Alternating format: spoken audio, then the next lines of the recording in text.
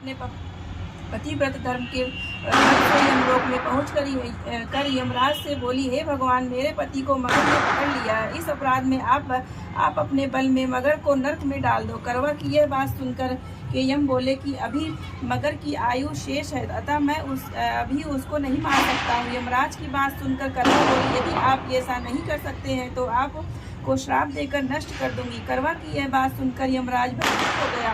अंततः वह उस पवित्रता के साथ जाकर उस मगर को यमलोक को पठा दिया और उसके पति को दीर्घायु होने का आशीर्वाद दिया। उसी दिन से करवा चौथ माई नाम मनाई जाती है और व्रत रखा जाता है। हे करवा माता, जैसे तुमने अपने पति की रक्षा की, ऐसे ही सबके पतियों की रक्षा करो।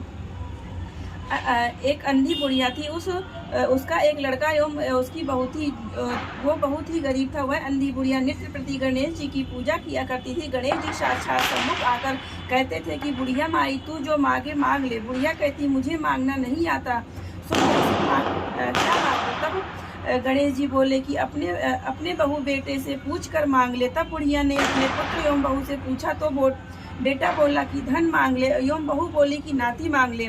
तब बुढ़िया ने सोचा कि बेटा बहू तो अपने अपने मतलब की बात कर रहे हैं। अतः उस बुढ़िया ने पड़ोसियों से पूछा तो पड़ोसियों ने कहा कि बुढ़िया, तेरी थोड़ी सी जिंदगी बची है, तुम आगे धन और नाती, तू तो केवल अपने नेत्र मांग ले, जिससे तेरी शेष जिंदगी सुख से व्यतीत हो जाएगी। उस बुढ़िया ने बेटे और बहू तथा पड़ोसियों की बात को सुनकर घर जाकर जिससे बेटा बहू एवं मेरा समय ही भला हो वह मांग लूँ और अपने मतलब की चीज भी मांग लूँ। उस दूसरे दिन श्री गणेश जी आए एवं बोले, बुढ़िया माई, क्या मांगती है? हमारा वचन है कि जो तू मांगेगी वह पाएगी। गणेश जी के वचन सुनकर बुढ़िया बोली, हे गणपति महाराज, यदि आप मुझ पर प्रसन्न हैं तो मुझे 9 करोड़ की माया दे, निरोग काया दे, अमर सुहाग दे, आंखों में प्रकाश दे, नाती पोता दे एवं समस्त परिवार को सुखमय दे, अमृता मोक्ष दे। बुढ़िया की बात सुनकर श्री गणेश जी बोले, बुढ़िया माँ, तूने तो मुझे ठग लिया। खैर, तो जो तू मुझे मांगती है वह तुझे मैं सब दूंगा। यह कहकर गणेश जी अंतर ध्यान हो गए। हे गणेश जी, जैसे बुढ़िया माई को मांगे अनुसार आपने सब कुछ दिया, वैसे ही हमको सबको देकर हमको भी देने की कृपा करें।